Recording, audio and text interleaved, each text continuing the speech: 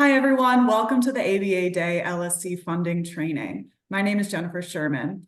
I'm a public interest attorney who works in disability rights. I'm also the Young Lawyers Division liaison to the ABA Day Planning Committee. The American Bar Association and Legal Services Corporation hold a special place in my heart. I interned at LSC during my senior year of college, and that experience influenced my decision to apply to law school to do public interest work. In addition, I worked at the ABA before law school and understand how important ABA is to advocate for robust funding for LSC. Next, I'll introduce Ron. Ron Flagg is the president of the Legal Services Corporation. He previously served as the vice president for legal affairs and general counsel. Before LSC, Ron practiced commercial and administrative litigation at Sidley Austin for 31 years and chaired the firm's Committee on Pro Bono and Public Interest Law for more than a decade. Finally, I'll introduce Jason. Jason Vale is the director of the American Bar Association's Division for Legal Services, where he leads the division's mission to expand access to justice for all persons through the provision of and appropriate funding for legal assistance, counsel, and representation in the nation's civil, criminal, and military justice systems. In his role as division director, he also serves as chief counsel to the Standing Committee on Legal Aid and Indigent Defense, or SCLAID. Thank you both for joining me today. Thank you, Jen. Ron, so the first question I have is for you. Could you tell me a little bit about the 50 years of LSC, the partnership the ABA and LSC have had, and finally the impact of advocacy over the years? Thanks, Jen, and thanks for your public service, and thanks in particular for working with us at LSC. And thank you for giving me the opportunity to talk about really the indispensable partnership between LSC and the ABA. And let's start with a bit of history and start with Supreme Court Justice Lewis Powell. Before he joined the court, Justice Powell served as ABA president in 1964 and 1965. And Justice Powell had the vision and the courage to see the need for federally supported legal aid and, importantly, for the ABA to support the federal government's legal services program that was the precursor to LSC. The result was a tenfold increase in the quantity of legal services available to the poor, widespread participation in the program by lawyers throughout the country, active leadership in individual programs by scores of state and local bar associations, the observance and application of high professional and ethical standards in the interest of poor clients, and significantly, the quality of legal representation that is on a par with that available to paying clients. Now, let me jump forward 30 years to April 1997, the time of the very first ABA Day. The timing could not have been more critical. It followed the gravest existential threat in LSC's history. In 1996, strong efforts almost succeeded in eliminating federal support for civil legal services. And it was the ABA's support in that 1996 legislative battle and every year subsequently that has been indispensable to building bipartisan support for LSC and the legal aid providers we fund. ABA Day gives voice to lawyers from around the country to educate members of Congress about the critical role that legal aid plays in making real America's promise of equal justice under law. And the voices of lawyers who know firsthand the value of legal representation and the costs of its absence are particularly credible and persuasive to members of Congress who represent the communities the lawyers live in. And that brings me to today. The advocacy of the ABA and its members has made an enormous difference over the past 25 years. As I said, in 1996, Congress nearly abolished LSC. By contrast, as many as 200 House members and over half the members of the Senate have signed letters of support for robust funding for LSC in the last couple of years. This is support, I want to emphasize, has been bipartisan.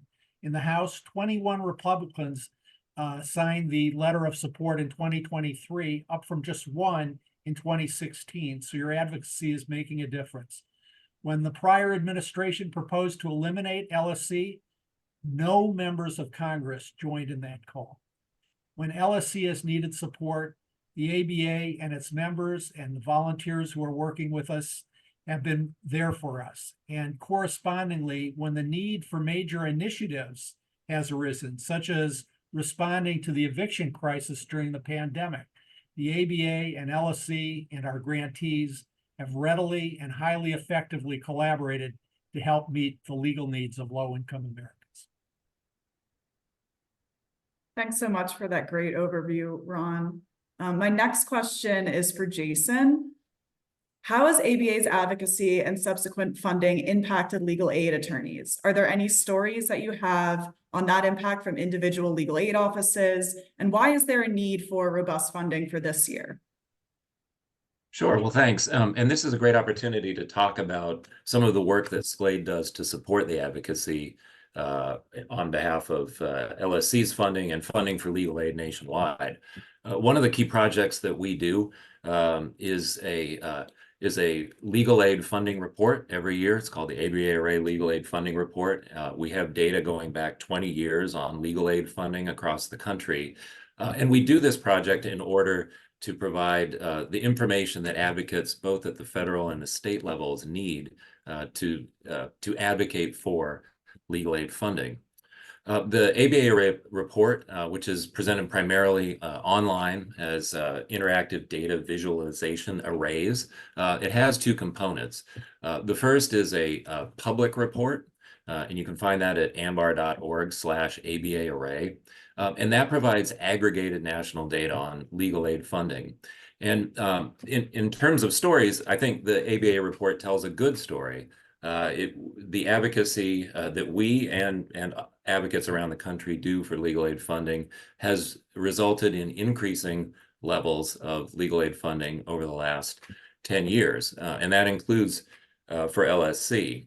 So it has been successful in terms of moving the needle and improving the funding picture on the whole nationwide. But there's another component to the report, and that's data that we make available only to the individual funders in the states, and that breaks down funding at the state level. And that's where we see the real need for advocacy for legal aid funding, particularly for LSC. Because what you see at the state level is it really illustrates the fundamental problem with the way legal aid is funded in this country, which is that while the overall total might be rising in the aggregate, there are vast disparities among and between the states in terms of the way they fund legal aid for their citizens. And so what you see when you look at the nation in terms of the states, you see a real patchwork of funding across the country, state by state. And so we don't release this funding data publicly for various reasons, but you can see the consequences of this funding scheme state by state in terms of how many legal aid lawyers are available to provide legal services in the various states. This past year, SCLAID participated in the development of the ABA's annual profile on the legal profession, and we worked with the authors to conduct our first nationwide count of legal aid lawyers. And the goal of that was to see how many legal aid lawyers are available in every state to provide the needed legal services. And you can see the entire report online at abalegalprofile.com. But what you'll see is the consequence of this patchwork of funding in terms of how many lawyers are available state by state. And I'll just share this graphic, which is taken from the report, which shows a national map and how many legal aid lawyers are available per 10,000 residents in poverty in each and every state. And you'll see that the national average is there are only 2.8 legal aid lawyers in every state for every 10,000 people in poverty. In other words, a potential client population of 10,000 people. And then as LSC is illustrated in great detail in its Justice Gap report, many or most of these citizens in these states that are living in poverty encounter a civil legal issue at some point during the year. So there just aren't enough legal aid lawyers in every state to provide the needed legal services, not by even close to enough. And again, as you can see in the graphic, the variation among the states is vast. So those are the real life consequences of the need for legal funding for not only at the state levels, but really at the federal level, because federal funding ensures the availability of legal aid attorneys in every congressional district in the country. And that really helps to counteract the funding disparities at the state level, and it helps to fill the gaps where other funding sources may be not present or decreasing for various reasons. So we really need robust federal funding made available nationwide in order to ensure the availability of civil legal aid services to those in need, no matter what state they live in. And so this is why increasing funding for LSC is not only a priority for SCLAID, which it has been historically since LSC began, but also for the ABA as a whole. Thanks so much, Jason. As we come to our last question, Ron and Jason, I just wanted to see if there's anything else you'd like to tell our audience today. Ron, you can start. Yeah, and then thanks, Jason, for that terrific presentation. I just want to emphasize that LSC's and civil legal aid's biggest challenges are the convergence of surges in unmet legal needs with the chronic underfunding of legal aid. And the ABA plays an indispensable role in educating Congress and the public about these issues and advocating for increased financial support for legal aid. These issues are not on the front pages of the newspapers or our social media feeds, but they should be.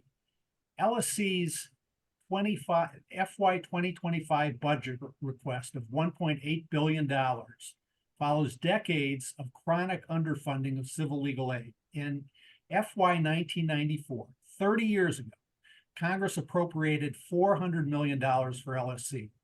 LSC's appropriation has increased only slightly to $560 million in FY 2024.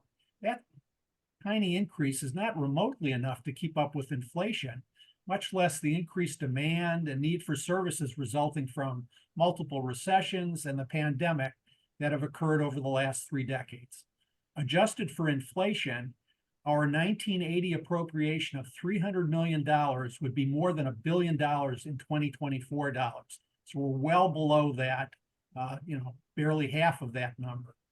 The acute underfunding of legal aid has had predictable results. Jason has shared and highlighted some of them, but most significantly, it has created an enormous and growing justice gap. The justice gap is the difference between the civil legal needs of low-income Americans and the resources available to meet those needs. LSC's Justice Gap Study, which Jason referenced and which was produced in 2022, shows that low-income Americans receive no assistance or inadequate assistance for 92% of the significant civil legal problems they faced, whether they were in housing, domestic violence, veterans benefits, responses to disasters, a whole range of critical civil legal needs.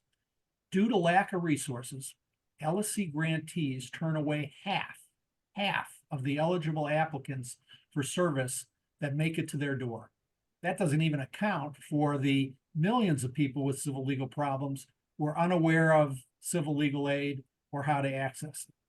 Now, LSC's 2025 budget request of $1.8 billion reflects our calculation of the minimum amount needed to permit LSC grantees simply to serve the applicants for service currently making it to legal aid providers' doors.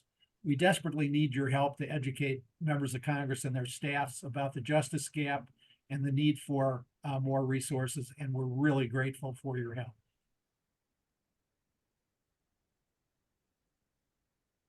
Thanks. And I'll just say that it is one of the foundational missions of SCLAID to work to ensure the availability of federal funding for legal aid. And we greatly enjoy our work with Ron and his team and LSC. We we work very closely with them, and we see them frequently, and that's one of the great pleasures of this particular job and of the work that Slade does, and we're very grateful for that relationship. And I don't think I can say it any better than Ron. I'll just add again, when we talk about dollars, what that really means is services, and services that really impact and affect and change for the better the lives of people who are in poverty. And I think that's a really important point to make with elected officials, because legal aid is a resource to them, for their constituents that come to them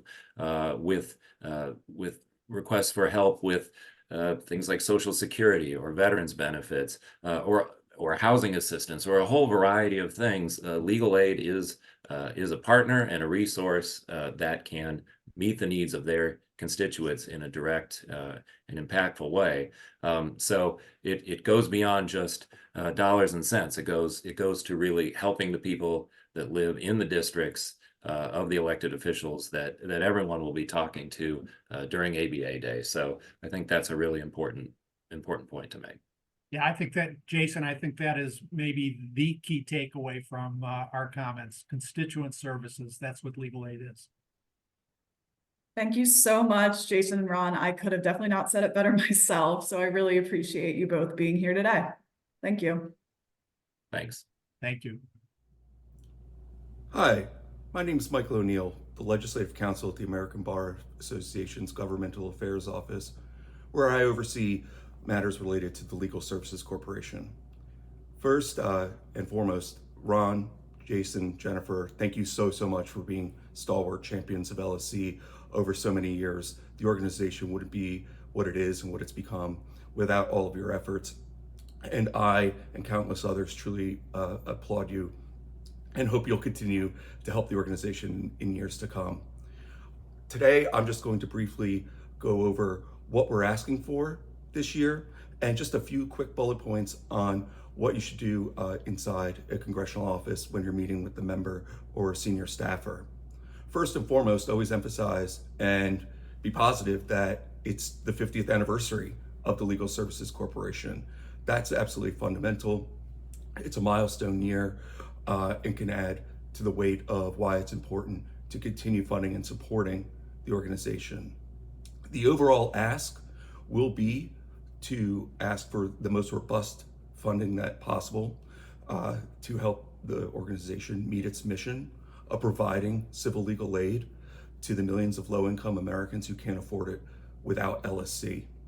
It plays such a critical role in every state and in every congressional district. Please remind the offices first that LSC has to turn away nearly 50% of the people who are coming them to seek aid. And they're coming with very serious problems, such as people who are in a battered spouse, or the mother of an abused child, perhaps seeking a restraining order. They also help countless veterans with their problems, and the elderly with seeking benefits such as Social Security. These are bread and butter issues. Every member has constituents who face them, and they need help. These are not issues that their caseworkers in the congressional offices can work on. They're issues specifically that require an attorney, specifically one with knowledge in these areas. The other tidbit I'll just leave you with is the fact that just please always be kind. These staff have many meetings, and a lot of people are can be very cruel to them at times, or dismissive or abrasive. Just a kind word and a calm demeanor can go a long way. But just that most have fun, make new contacts, and I look forward to seeing you on Capitol Hill. Take care. To support you in that, we've prepared one-pagers and toolkits of additional information that may help you in communicating with your members and their staff. And you can know that those documents pull from the latest, most relevant information available. For those participating digitally, we've made it simple. Clicking on the button to take action on the issue will present you with the option to connect with your members by phone or email. The system will identify your members automatically and get you ready. Emails are going to be pre-formatted with our ask, which you should then just edit to put things in your own word and maybe use local examples that would matter to your members. If you choose the phone option, then the Capitol switchboard will actually call you and connect you with the first congressional office. With the talking points in hand, you can then speak with someone or leave a message. And when you complete that call, the system will automatically connect you to the next. And if you get a response from your members, please feel free to send those along to us in the ABA Governmental Affairs Office. We greatly appreciate it. With that, thank you again for your participation. The advocacy and information that you share matters more than you realize. Good luck on your outreach, and let us know how we can support you. Thank you.